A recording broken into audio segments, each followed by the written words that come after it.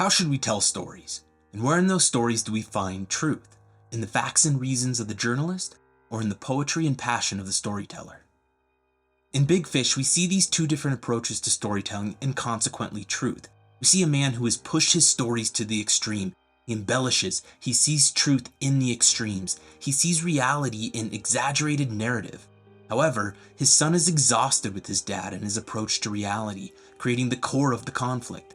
Can they reconcile the truth as they each see it? A father who sees truth that is too big a fish to fit into the shallow waters of scientific reality, and a son who is attempting to place that fish where he thinks it should go. Through this story, we can get a better grasp on the role of the absurd, the hyperbolic, the struggle of reality. We can explore truth and perhaps where to find it. When told correctly, the truth is revealed in our stories, as we'll see frequently in the absurd and extreme. If we ignore this lesson, we may stay stuck in cold and vague reality, unable to see the full truth. We may dismiss valuable lessons that are hidden on the edges in the absurd. If we pay careful attention to Big Fish, then art can begin to make more sense. We can distinguish between valuable hyperbole and deceptive lies, perhaps even regain our sanity, and crucially, tell compelling and meaningful stories that reflect the dramatic truth inside human nature. To help us, we'll dive further into Big Fish, but also draw on the works of two great minds, Fyodor Dostoevsky and G.K. Chesterton. As we'll see, the ideas and themes in Big Fish are not new. Let's see what others much smarter than us have discovered.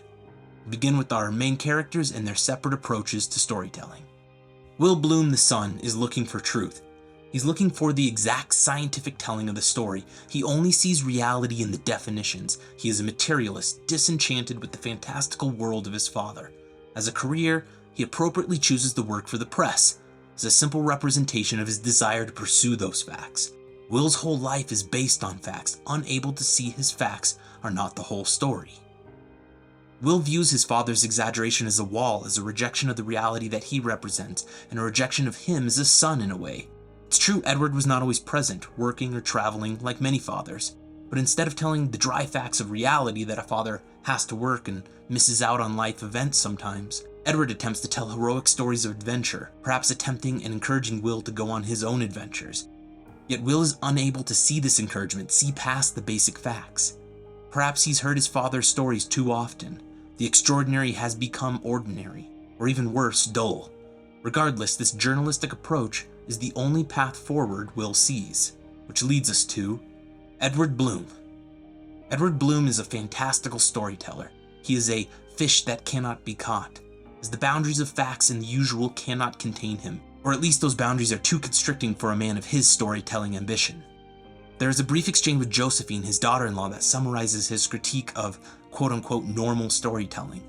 As he accuses Will of using all the facts, none of the flavor, Edward in this statement reveals his approach. He prefers some of the fact, but all of the flavor. He knows there is something about the flavor that is needed. The facts can't reveal everything, so Edward moves in and out of reality as defined by facts. But Edward, the Big Fish, is not just a fantastical storyteller. He is contained by one element, love, his destiny within marriage. So why does Edward bend reality? Beyond it being more interesting, he's a romantic fool, the poet, he who sees beyond matter into something more. It is love which makes him tell grand stories. His life is actually mundane, wife, kid, picket fence, etc. But he brings a vitality to normality through hyperbole in his stories. He shows the fantastic beauty and truth inside life. The love at first sight scene in the circus is a great example of his worldview and therefore his method of storytelling. His love was discovered on the edge or boundary of time itself, where his awareness of anything and anyone else disappears. Edward discriminates all others from his view, and his life becomes a singular point of attention, communion, and interaction. See, to him, there's only two women. Your mother and everyone else. It is only because Edward sees no other woman that he can see Sandra so clearly. Edward wants Will to learn from these edges of storytelling.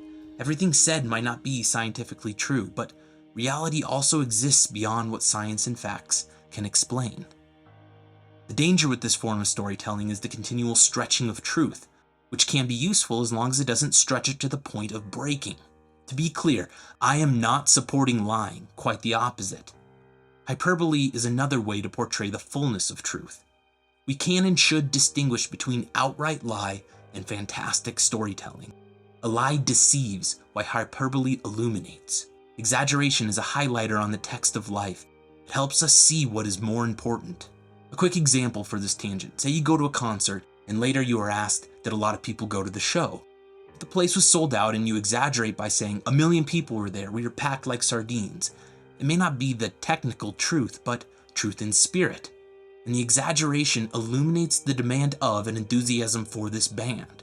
However, if attendance was sparse and energy low, yet you still say it was a sellout, it is not only not factual, but deceiving. The spirit of the answer and the reality are incorrect. We should attend to the extreme natures of reality, the extraordinary events, people, and experiences that point to and remind us of hidden truths.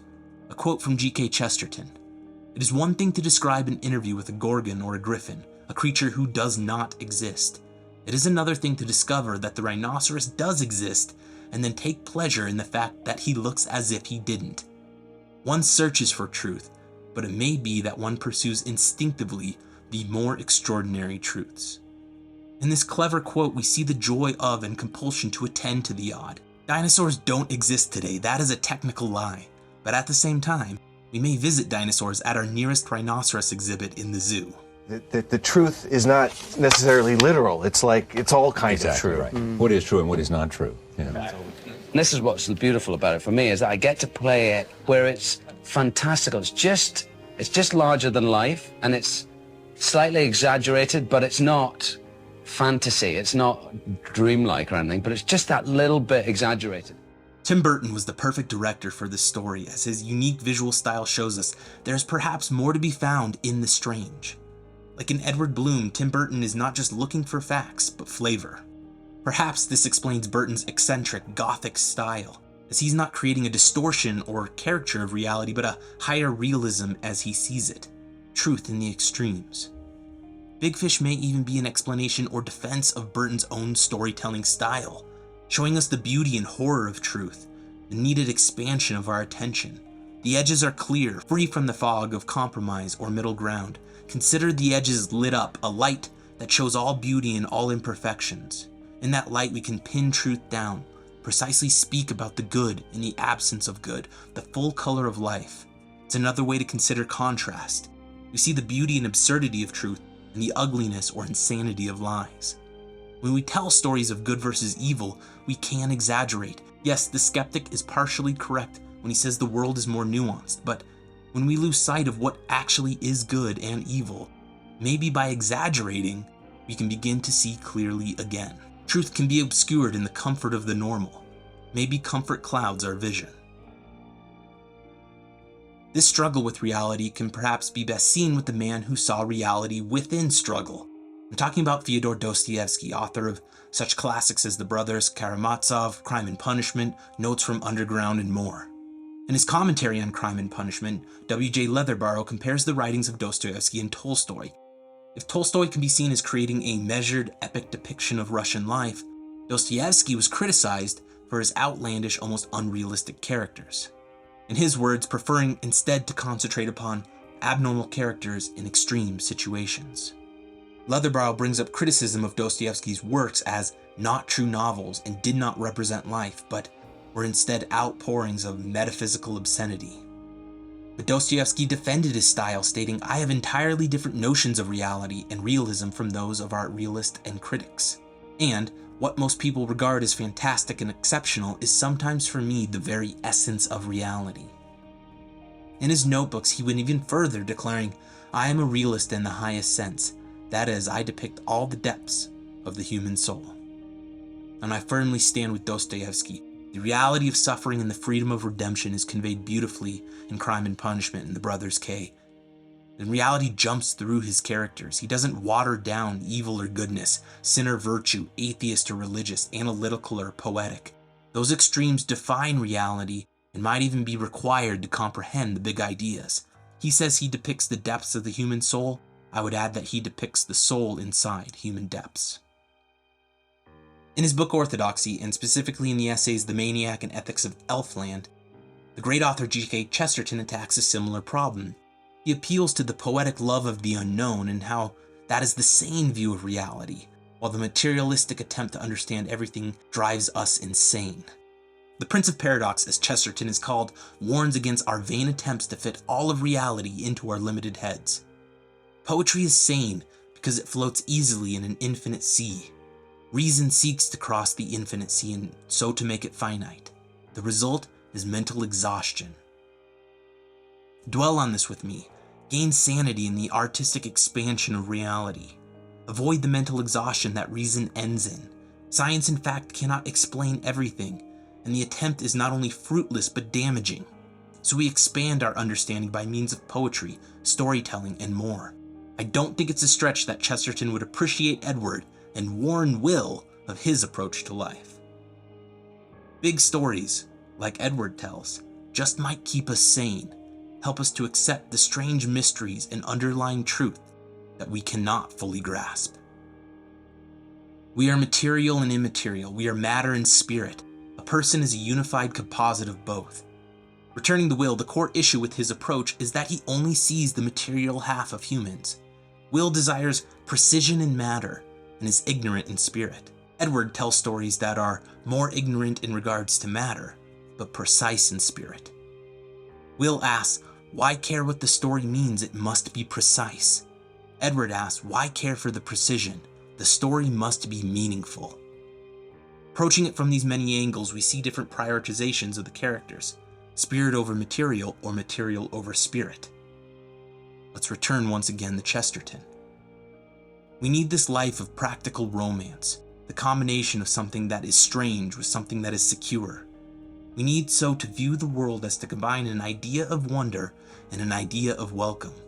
We need to be happy in this wonderland without once being merely comfortable. We can see the measured approach to reconcile reality with exaggeration, strange with secure, wonder with welcome, matter with spirit. What do our stories contain? A cold world only recognizing the truth in a scientific material world? Or a rich and colorful reality, allowing us to see through the grayscale monotony and discover meaning and beauty in the simple things, work, marriage, raising kids? Edward's life, as mentioned, is somewhat unexceptional from an outside view, but the unexceptional can rightfully be painted as exceptional with the right artist and the right paintbrush. What an amazing life! Love and friendship, adventure and pain, community and service, and much more. Shame on us if we don't appreciate the beauty in this normal. Our stories are of matter and spirit, facts and hyperbole. Allow our stories to expand in the infinite sea of poetry. Don't let our minds crack attempting to understand everything. The temptation would be to assume that all that is extreme is true. I am only saying that the truth exists in and can be seen clear in the extreme. There still exists noise in the absurd, and lies live there as well. We shouldn't accept the absurd just for the absurd's sake, but perhaps as an invitation to explore further. In the end, Edward's story is completed. He who had told so many tall tales had his final tall tale told to him, an ending not quite factual but true, where time is not linear, where physics don't exist. His father needs water, he needs the river. The big fish helped and cheered on by those he loved and those who love him, whisked away by the waters of death to a new adventure untold. The romantic fool finding his girl in the river. Edward pulls the truth out of his son, and at the factual funeral, the marvelous characters of Edward Bloom's life pay homage, as now they are telling stories about him. Through his journey, Will has at least begun to reconcile the two approaches in storytelling. Will begins to reject pure logic and his narrow definition of reality. He sees these characters do exist, albeit in a different way. The witch and Jenny are real, but they're the same person. The giant lives, but isn't as big. The twins exist, but aren't conjoined. And perhaps, most importantly, he begins to see the vital truth hidden on the edges of reality, inside these fantastical stories. At the end of his father's life, he saw life as his father would. This final story allows him to live as the poet Chesterton described. He floats on the river, or an infinite sea with his father, the infinite sea that can finally contain the big fish that is Edward Bloom.